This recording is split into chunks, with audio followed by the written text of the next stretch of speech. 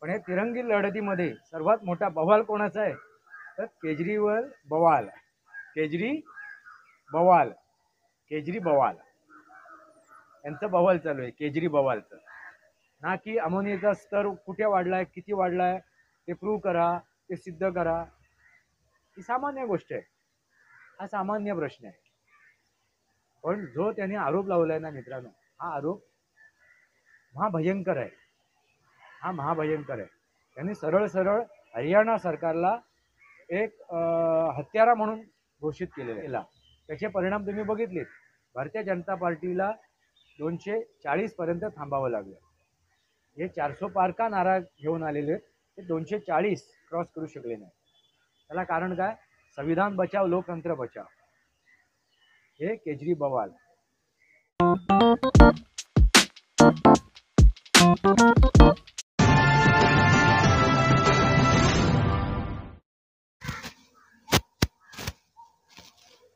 नमस्कार मित्रांनो वास्तवावर बोलू काहीतरी शृंखलेमध्ये पुन्हा एकदा आपलं स्वागत मी आपला मित्र राजेश वासंती सावाजी किळस मित्रांनो दिल्लीमध्ये आता विधानसभेच्या निवडणुका लागल्या आहेत निवडणुका होणार आहेत आणि या होऊ घातलेल्या निवडणुकीच्या दरम्यान भारतीय जनता पार्टी काँग्रेस आणि आम आदमी पार्टी ही तिरंगी लढत तिथे होती पण या तिरंगी लढतीमध्ये सर्वात मोठा बवाल कोणाचा आहे तर केजरीवाल बवाल केजरी बवाल यांचं बवाल चालू आहे केजरी बवालचं आणि हे बवाल काय काय करतायत वेगवेगळ्या स्वरूपात करतायत वेगवेगळ्या तऱ्हेने करतायत मित्रांनो एक नंबरची नौटंकी नाटकबाज माणूस म्हणजे मी आजपर्यंत भारतवर्षामध्ये असा राजनेता बघितला नाहीये असा एक राजकारणी बघितला नाहीये अशी एक व्यक्ती बघितली नाही जी व्यक्ती आपल्याला केजरीवालच्या स्वरूपात बघायला मिळते केजरी बवाल मित्रांनो गेल्या 10 वर्षामध्ये त्यांनी असा काय बवाल केलाय भारतीय राजकारणामध्ये असे काय प्रश्न निर्माण केले आहेत अशा काय दिशा आणि दशा दाखवले आहेत एक हास्यास्पद गोष्ट आहे मित्रांनो हेच ते केजरी बवाल हे एका आंदोलनातून बाहेर पडलेले आंदोलनातून त्यांचा जन्म झालेला आंदोलनजीवी असे केजरीवाल बवाल नाही केजरी बवाल असे हे आंदोलनजीवी ते जेव्हा आंदोलन करत होते अण्णा हजारे सोबत तेव्हा ते अण्णा हजाऱ्यांसोबत पण त्यांनी एक खेळ केला मित्रांनो लक्षात घ्या अण्णा हजारेंसोबत सुद्धा त्यांनी एक खेळ केला तो खेळ काय होता तर आपल्याला प्रसिद्धी मिळावी म्हणून त्या आंदोलनामध्ये ते सक्रिय झाले सामील झाले त्यांचे चट्टेपट्टे त्यांच्यासोबत उभे राहिले तोपर्यंत असे ते गरीब बापडे दीनदुबळे असे ते केजरीवाल आता कसे हट्टेकट्टे झालेत बघा तेवढे कसे असे सडपातळ होते अगदी रोडावलेले आता जगतील की उद्या मरतील अशी अवस्था आणि त्या आंदोलनामध्ये तर त्यांची अवस्था एकदम बिकटच झाली होती अगदी अण्णा हजारे यांपेक्षा त्यांची अवस्था दुर्बल दिसत होती असे ते केजरी बवाल मित्रांनो ह्या केजरी बवालाने त्यावेळी काय शपथ घेतली होती काय निर्णय घेतला होता तर मी राजकारणात जाणार नाही आणि अण्णा हजारेने त्यावेळी निष्कून सांगितलं होतं त्यांच्यासोबत असलेल्या ह्या कार्यकर्त्यांना की कोणीही ह्या आंदोलनाचा फायदा राजकारणासाठी करायचा नाही राजकारणासाठी त्याचा उपभोग हे करायचं नाही राजकारणामध्ये सामील होण्यासाठी त्याचा फायदा उचलायचा नाही असं अण्णा हजारेंनी यांच्याकडून वदवून घेतलं होतं आणि त्याप्रमाणे केजरी बवाल यांनी सुद्धा तसा जाहीर सुद्धा केलं होतं की राजकारण म्हणजे एक दलदल आहे चिखल आहे एक ती घाणेरडी जागा आहे राजकारणी खुर्चीवर जर बसला ना त्या एखादी व्यक्ती त्या राजकारणाच्या खुर्चीवर बसला की तो भ्रष्टाचारी होतो असं त्यांचं वक्तव्य आहे असे ते अरविंद केजरी बवाल मित्रांनो हे अरविंद केजरी बवालनी नाना तऱ्हेने आणि नाना परीने जनतेच्या डोळ्यात धूळ फेकली ते काय म्हणाले नाही मला आता ह्या चिखलात उतरावं लागेल, या दलदलीत उतरावं लागेल, कारण हे जर राजकारण बदलायचं असेल आणि वेगळ्या प्रकारचं वेगळ्या तऱ्हेचं राजकारण आम्ही घेऊन येतो. मित्रांनो, माझी फसगत झाली होती. मीही त्यांच्यासोबत त्या आम आदमी पार्टीमध्ये सामील झालो होतो. आजही मी त्याचा सदस्य आहे, अजूनही मी त्याचं सदस्यत्व सोडलेलं नाही आहे. त्यावेळी अण्णा हजारेंच्या त्या आंदोलनामध्ये मी सुद्धा होतो. मी पण अण्णा अशी टोपी सुद्धा घातली होती. मित्रांनो, लक्षात घ्या, ते वेगळे विचार मनात होते की आपण वेगळं काहीतरी काल चाललंय. नंतर जेव्हा अरविंद केजरीवाल यांनी ते राजकारण सुरू केलं, त्यावेळी असं वाटलं की आपण एक वेगळं राजकारण करायला जातो, एक वेगळी दशा या देशाला द्यायला चाललोय, अशा विचाराने मी त्याच्यात सामील झालो होतो. एक शिवसैनिक म्हणून, एक छत्रपती शिवाजी महाराजांचा सैनिक म्हणून, कारण आजही मी शिवसैनिक आहे, मनाने शिवसैनिक आहे. म्हणून त्यानंतर मी त्याच्यातून बाहेर पडलो. बरीचशी कारणं आहेत, त्याच्याबद्दल मी अनेक व्हिडिओमध्ये उल्लेख केलेला आहे. पण आज जो आपण विषय करतोय तर अरविंद केजरीवाल यांच्याबद्दल बोलतोय. मग ह्या केजरीवाल यांनी काय केलं, त्यांनी आपलं एक संघटना स्थापन केली, आम आदमी पार्टी. आणि संघटना स्थापन करून ते मग सरकारमध्ये सुद्धा आले, शपथा घेऊन, मुलांची शपथा घेतल्या. मी काँग्रेसची साथ घेणार नाही, मी भारतीय जनता पार्टीची साथ घेणार नाही, अशा शपथा घेतल्या. मी गाडी घेणार नाही, घोडा घेणार नाही, मी बंगले घेणार नाही, मी ऐशो आरामाची जीवन जगणार नाही, अशा शपथा घेतल्या. एक सामान्य नागरिक म्हणून काम करेन, एक सामान्य कार्यकर्ता म्हणून काम करेन, एक सामान्य नेता म्हणून काम करेन. मित्रांनो, गेल्या 10 वर्षात तुम्हाला ते सामान्य आम आदमी वाटलेत का? मी तुम्हाला प्रश्न विचारतो. हे अरविंद केजरीवाल, मित्रांनो, मग त्यांनी गाडी सुद्धा घेतली. नंतर त्यांनी सगळ्या सुखसुविधा घेतल्या. संरक्षणामध्ये मी राहणार नाही, संरक्षण मी घेणार नाही, वगैरे वगैरे सगळ्या बवाल केले. नंतर त्यांनी एक शिष्यमहल सुद्धा बनवला. त्या शिष्यमहलमध्ये अनेक आरामदायक सुविधा त्यांनी उपलब्ध केल्या. लाखो करोडोची उलाढाल केली. लाखो नव्हे तर करोडो त्याच्यात खर्च केले. साधी खिडकीला जो कर्टन असो, पडदा असतो, त्याची लाखोमध्ये किंमत मोजली. मित्रांनो, सर्व करण्याच्या मागचा उद्देश होता तो म्हणजे भ्रष्टाचार. या अरविंद केजरीवालनी लोकपाल आणण्यासाठी हा बवाल केला होता. हा जो बवाल केला होता ना, तो लोकपाल आणण्यासाठी. मग त्याने दिल्लीमध्ये लोकपाल आणला का, लोक आयुक्त आणला का? पंजाबमध्ये आता सरकार त्यांचीच आहे, आम आदमी पार्टीचीच आहे. भले तिथे अरविंद केजरीवाल मुख्यमंत्री नाहीत, पण तिथे त्यांनी लोकपाल आणला का, लोक आयुक्त आणला का? नाही मित्रांनो. दिल्लीमध्ये काही काळापुरता तो लोक आयुक्त नियुक्त केला होता, मग तो आता गेला कुठे? हा प्रश्न पहिल्यांदा दिल्लीची जनता विचारत नाहीये की ज्या विषयावरती तुम्ही ते आंदोलन केलं होतं, जो विषय तुम्ही जनतेसमोर घेऊन आला होता आणि एवढा मोठा आंदोलन तुम्ही पेटवलं होतं, काँग्रेसची सरकार हलवून टाकली होती, ते गव्हर्नमेंट हलवून टाकलं होतं त्या लोकपालावरती. मग तो लोकपाल गेला कुठे? जनलोकपाल शब्द ऐकला असेल तुम्ही. हा प्रश्न आजही दिल्लीची जनता विचारत नाहीये ना, इतर भारतातली जनता विचारत आहे. मग त्यांनी शाळेंमध्ये आमूलाग्र बदल आणले. ते आता उघड झालेलं आहे. तो फक्त बवाल होता, तो देखावा होता, ते सुद्धा आता उघडं पडलेलं आहे. काय त्या दिल्लीची अवस्था आहे. आता एक मोठा बवाल त्यांनी निर्माण केलेला आहे, तो म्हणजे यमुना नदी, दिल्लीची यमुना नदी. त्याच्यामध्ये हरियाणाने विषच टाकलंय. हरियाणा ह्या सरकारने त्याच्यात विष कालवलंय त्या नदीच्या पात्रामध्ये, असा सरळ सरळ आरोप केला त्याने. मित्रांनो, खरं तर त्याच्यात अमोनियाचा स्तर वाढलेला आहे आणि हा अमोनियाचा स्तर या थंडीमध्ये जास्त वाढतो. पावसाळ्यामध्ये पाण्याची पातळी जास्त असते, त्यामुळे ते स्तर कमी असतो. म्हणून पाण्याची पातळी आटल्यानंतर, कमी झाल्यानंतर त्या अमोनियाचा स्तर वाढलेला आहे. आणि हे कालच्या परवाचं दुखणं नाहीये. अमोनिया ह्या नर्मदा नदीच्या आजूबाजूला जे इंडस्ट्रियल एरिया आहे त्याच्यातून जे सांडपाणी येते ते ह्या नर्मदा नदीमध्ये येते आणि त्यामुळे ती नदी दूषित झालेली आहे.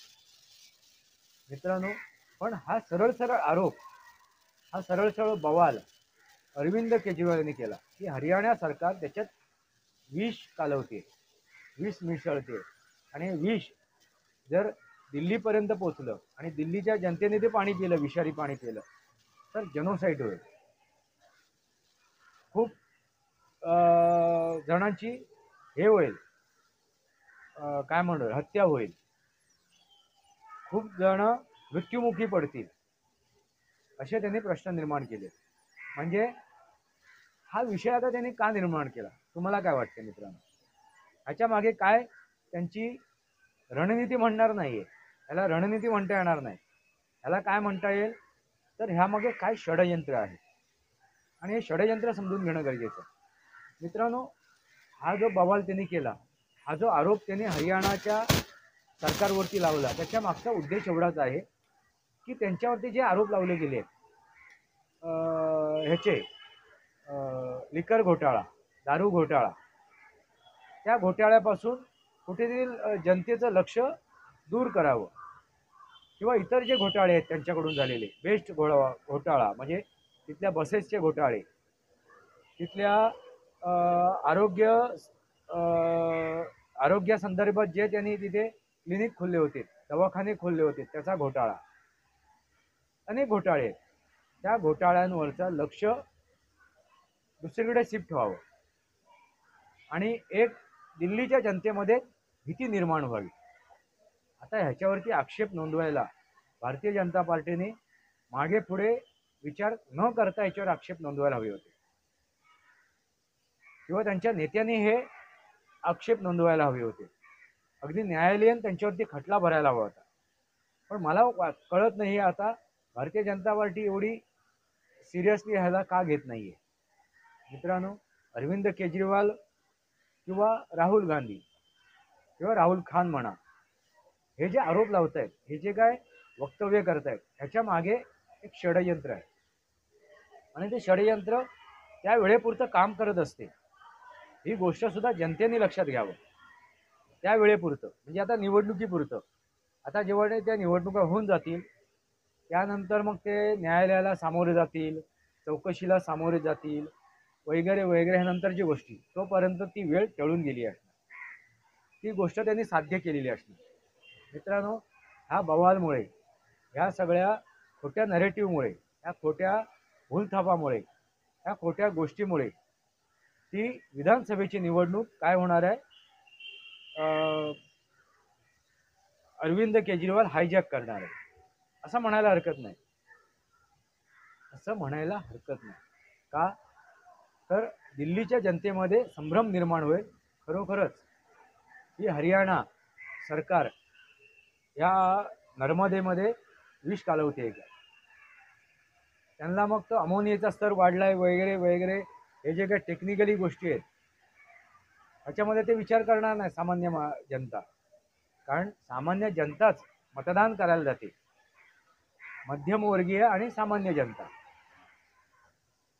मग ह्या जनतेला कसं काय भ्रमित करायचं, अशा ह्या जनतेची कशी काय दिशाभूल करायची, ही चांगली समज ह्या अरविंद केजरीवाल यांना आहे. म्हणजे अरविंद केजरीवाल यांनी जो बवाल आता निर्माण केला आहे या विधानसभेच्या निवडणुकीमध्ये, तो अगदी लक्षवेधी आहे आणि हा लक्षवेधी बवाल लक्षात घेणं गरजेचं आहे. ते कोणाला लक्षात घेणं गरजेचं आहे तर निवडणूक आयोगाला सुद्धा आणि भारतीय जनता पार्टीला सुद्धा आणि त्याच्या विरोधात असलेले काँग्रेस सुद्धा. म्हणजे तिरंगी लढत आहे मित्रांनो. पण निवडणूक आयोगाने त्यांच्यावरती त्यांना नोटीसी पाठवल्या, त्या नोटीसीमध्ये त्यांनी जे काही प्रश्न विचारले ते माझ्या मते चुकीचे आहेत. ठीक आहे, त्या प्रश्नाचं उत्तर कोणी देऊ शकतो, मग ते कसं काय तुम्ही ते अमोनियाचा स्तर वाढला हे कसं काय चेक केलं? अमोनिया हा शब्द वापरायलाच नको होता, त्याचा स्तराचा चर्चा करायलाच नको होती. त्यांनी सरळ सरळ विष कालवलंय हा शब्द वापरलेला आहे, जहर जहर.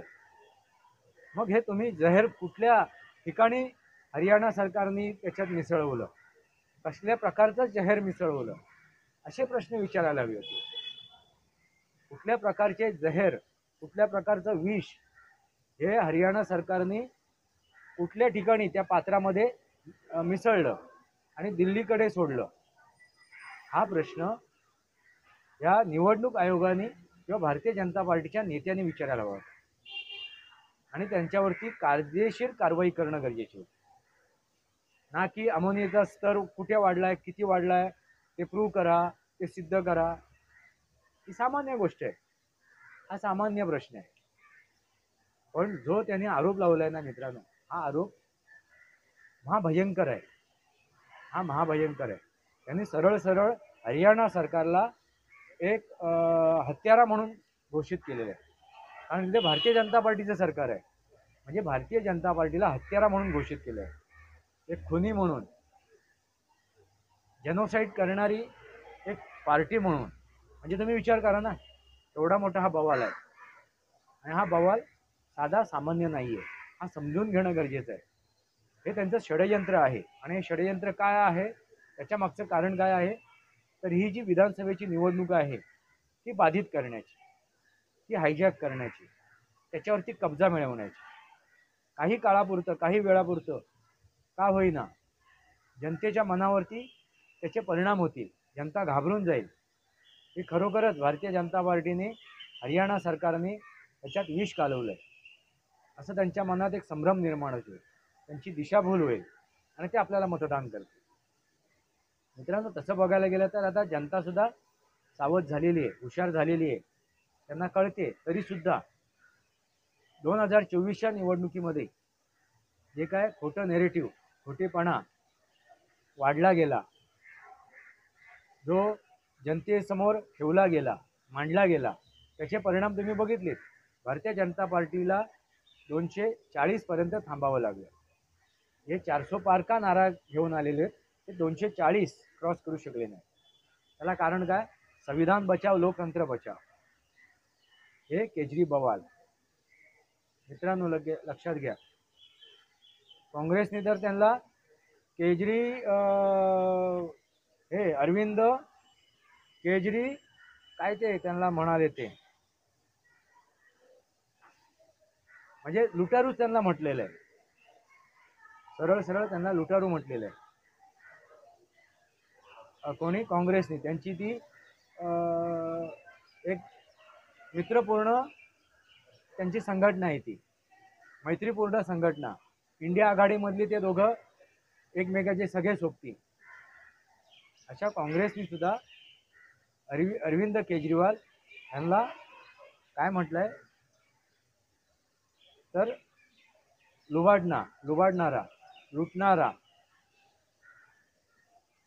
फर्जीवाल शब्द आठवत नव्हता, अरविंद फर्जीवाल. अरविंद केजरीवाल नाही तर अरविंद फर्जीवाल. आणि नक्कीच मित्रांनो, अरविंद फर्जीवालच आहे, अरविंद फर्जीवाल. आणि त्यांनी हे सगळं फर्जी गोष्टी करत करत स्वतःला इथपर्यंत आणलं. आता येणाऱ्या काळामध्ये त्यांचं राजकीय अस्तित्व काय असणार, राजकीय भवितव्य काय असणार, हे येणाऱ्या काळामध्ये दिसून येईल. पण तुर्तास तरी जो त्याने बवाल केलाय अरविंद फर्जीवाल यांनी, जो अरविंद केजरीवालनी बवाल केलेला आहे, तो बवाल सुद्धा समजून घेणं गरजेचं आहे. आणि ही छोटी मोठी केलेला आरोप नाहीये, हा छोटा मोठा आरोप नाही, हा भयंकर आरोप आहे. सरळ सरळ हरियाणा सरकारला, भारतीय जनता पार्टी सरकारला त्यांनी हत्यारा घोषित केलंय, हत्यारा घोषित करण्याचा प्रयत्न केलाय, खुनी घोषित करण्याचा प्रयत्न केलाय. विचार करा मित्रांनो, अरविंद केजरीवाल यांचे किती बवाल, सांगावं तेवढे कमी आहेत. तुम्हाला काय वाटते? अरविंद केजरीवाल यांची पार्टी परत एकदा सत्तेत येईल का? तशी चिन्ह दिसत नाही आहेत, पण सांगता येत नाही. हा जो बवाल केलाय त्या बवालामुळे कदाचित संभ्रमित होऊन दिशाभूल होऊन दिल्लीची जनता त्यांना मतदान करेल. शेवटी मुसलमान आहेत ना, ते त्यांच्यासोबत आहेत. ते समजून त्यांनी घेतलेलं आहे की मुसलमान हे आता काँग्रेसच्या सोबत जाणार नाहीत. आणि त्यांना आता मनात एक शंका आहे, जर आम्ही काँग्रेसच्या सोबत गेलो तर मतविभाजन होईल. तर जो आपला मत आहे, आपले जे मत आहे, वोट आहे, ते आपल्याला आम आदमी पार्टीला द्यायला हवं. अन्यथा ते विभाजन होऊन भारतीय जनता पार्टी जिंकून येईल.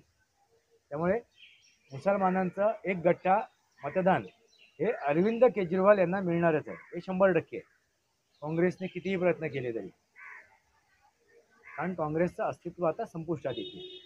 आणि ही गोष्ट आपले मुसलमान जाणून आहेत. त्यामुळे भारतीय जनता पार्टीला रोखण्यासाठी मुसलमान सरसकट 100% आम आदमी पार्टीला मतदान करतील. पण हिंदू जर जागृत झालेत, हिंदूंनी जर सावध गतीने राहून सद्विवेक बुद्धीने जर मतदान केलं तर नक्कीच भारतीय जनता पार्टी जिंकून येऊ शकते. मित्रांनो, तुम्हाला काय वाटते, कुठल्या पार्टीचा विजय होईल? शक्यता भारतीय जनता पार्टीची दिसून येते, पण काय होईल काय नाही होईल, कारण तिथे दिल्लीमध्ये पूर्ण देशातील पूर्ण राज्यातील जनता तिथे वास्तव्य करते. तर त्यांची मानसिकता विविध प्रकारची, वेगवेगळ्या प्रकारची, कोण कोणाला मानतो आणि कोण कोणाला अमान्य करतो, हे तुम्हाला येणाऱ्या विधानसभेच्या निवडणुकीनंतर निकाल लागतील त्याच्यातून दिसून येईल. मित्रांनो, लक्षात आलं का? अरविंद केजरीवाल यांचे किती बवाल, तुम्हीच उत्तर द्या. आता तुम्हाला काय वाटते? आपले विचार कमेंट बॉक्समध्ये मांडा. वास्तवावर बोलू काहीतरी या शृंखलेला सबस्क्राईब करा, बेल आयकॉन दाबा, माझे विचार पडसे लाईक करा, आपले विचार कमेंट बॉक्समध्ये मांडा. तुर्तास इतकंच. भारत माता की जय, वंदे मातरम. जय भारत, जय महाराष्ट्र, जय सनातन.